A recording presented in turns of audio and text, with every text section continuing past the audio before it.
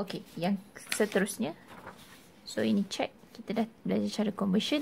Kamu dah tahu matlamat untuk matlamat kita di dalam tajuk log adalah kita dapatkan nilai n.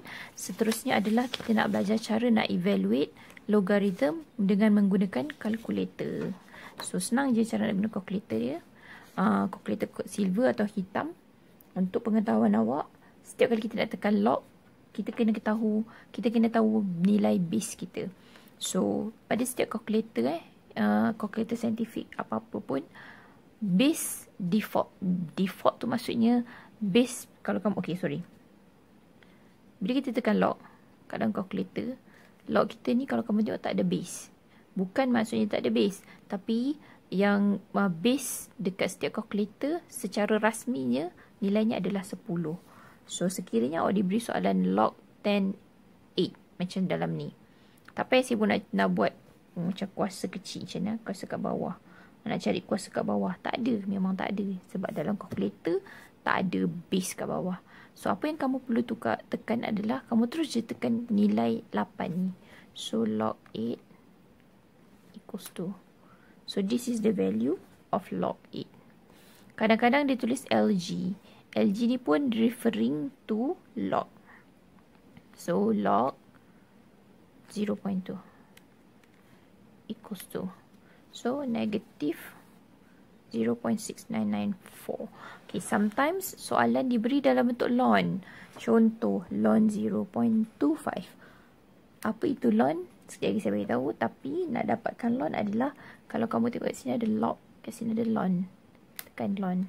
Dia nak 0.25, tekan je 0.25. Sama dengan, so negative is 1.3863. Where's my pen? Okay, kalau sekiranya kamu diberi soalan log base E 3 sama dengan, kita nak cari nilai kat sini kan. Okay, kamu kena ingat bahawa sekiranya base sesuatu log tu adalah E, ini menunjukkan log E ni, dia sebenarnya equal to ln. So, 3 lah.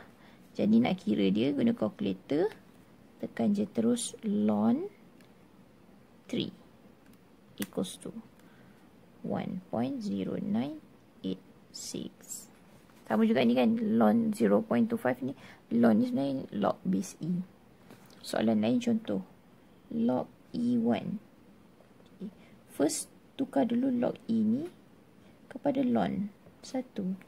So, tekan ln 1 kosong. Macam tu.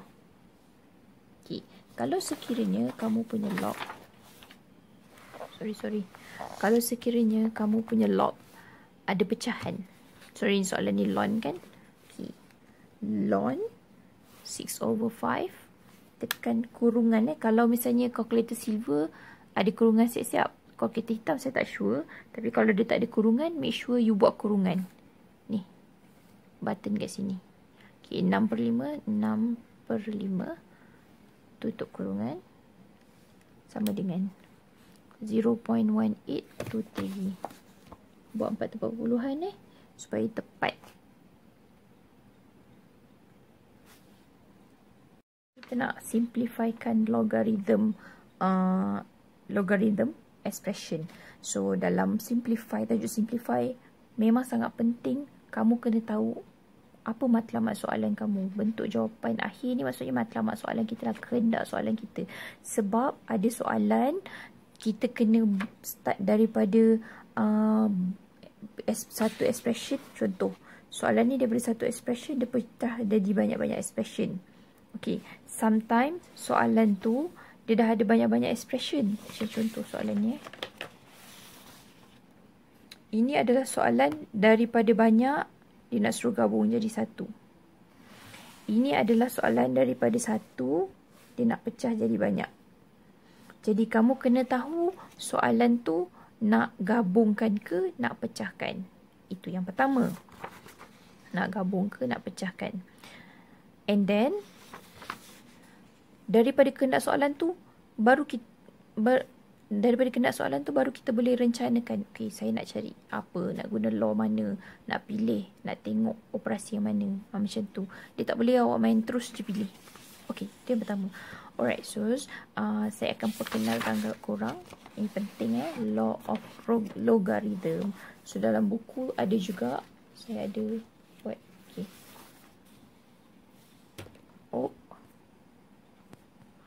So this is law of logarithm.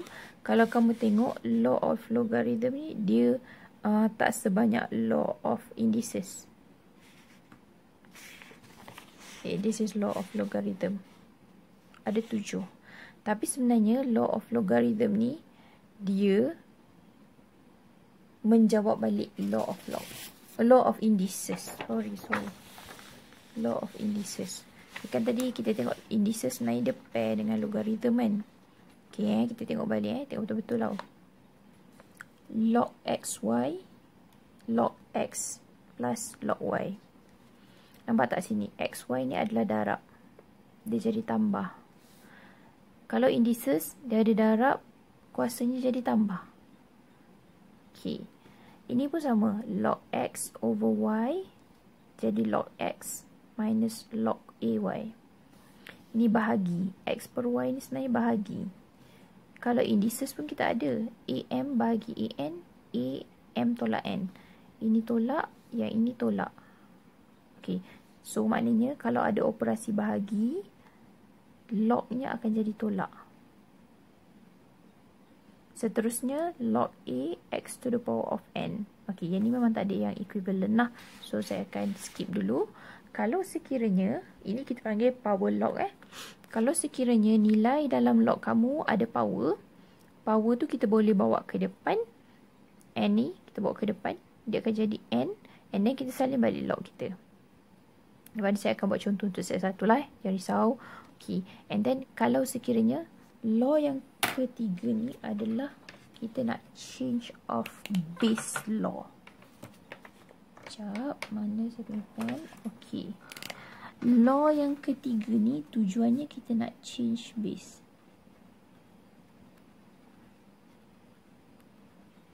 Change of base law ni sangat-sangat berguna kalau nak buat evaluate.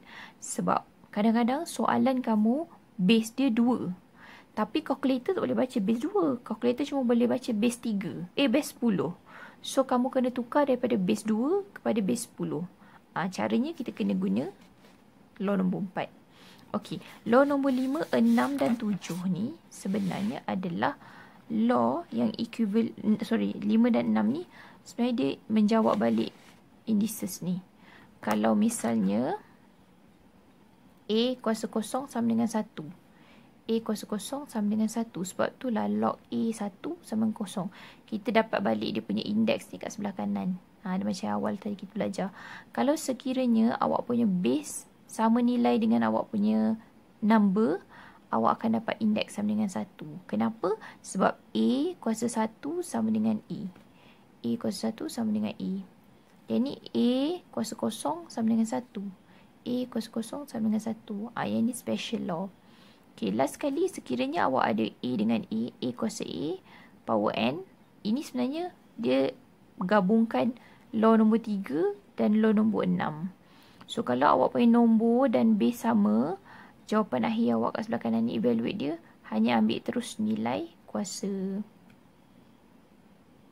Okay, contoh kalau kita ada log 2 3x. Kalau kamu tengok 3x ni, okay, 3 darab x kan. Jadi kalau berdasarkan law yang pertama, kita boleh pecahkan persamaan ni jadi log 2 3 plus log 2x. Yang kedua log 3 over x. Log 3 over x ni 3 bahagi x. Maknanya kalau bahagi dia akan jadi tolak. Log 2, base depan ni log 2 ni akan sentiasa sama. Log 2 yang atas tolak log 2 yang bawah. Log 2 ni akan maintain berdasarkan soalan kamu. Log 2 ni maintain berdasarkan soalan kita. Yang pecahnya hanya kamu punya nilai pada number je. Okay, and then yang ketiga, kalau kita ada nombor yang ada kuasa. So, ini akan jadi 5 log 2 3. Kuasa bawa ke depan. Okay, and then kalau kamu nak tukarkan base kamu, contoh daripada base 2 saya nak tukar jadi base 10, dia akan jadi log yang besar, log number bahagi log base. Contohnya kalau ada log 57, saya nak tukar jadi base 10. Log besar bahagi log base. Base ni sentiasa kat bawah. Alright. So, kalau sekiranya, awak punya number ni 0. So, berdasarkan law nombor 5, kalau, apa yang saya buat ni salah? Saya rasa salah. Maafkan saya. Log 21. Log 21. Kalau number awak ni 1, dia akan jadi kosong. Contoh, log 21 sama dengan kosong. Log 41 sama dengan kosong. Log 71 sama dengan kosong. Maknanya, log base berapa pun, tapi kalau number dia adalah 1, nilai kat kanan evaluation ni adalah kosong. Kalau nombor base sama dengan, kalau base sama dengan nombor, contoh log 22 sama dengan 1. Log 4 equals to 1. Log 7 equals to 1. Any number pun, tapi kalau misalnya nilai base sama dengan dia punya number, index kat kanan ni mesti 1. Okay, last but not least, if you have number equals to base and the number have power, so this is equals to the power. Contoh, log 4 power 10. This is equals to 10. Sebab ini nilai dia 1. Ingat tak? Kalau sama, nilai dia 1 kan? Jadi, 10 ni bawa ke depan. So, okay, basically dia jadi 2 log, 5. Ini ni. Log 2. So, 5. Log 2 kan ni kan? 1. 5 kali 1, 5. Yang ni pula. Log 4, 10. Mula kita guna dulu law yang ini. Kita bawa kuasa ke depan. So, saya bawa kuasa ke depan. 10 log 4. 10 log 4. Bila sama, maknanya nilai dia 1. 10 kali 1, 10. Okay, contoh yang ini. Log 7 kuasa 12. Step 1 bawa 12 ke depan. Log 7. Log 7 nilainya adalah 1. Sebab dia sama base dengan nombor. 12 kali 1 sama dengan 12.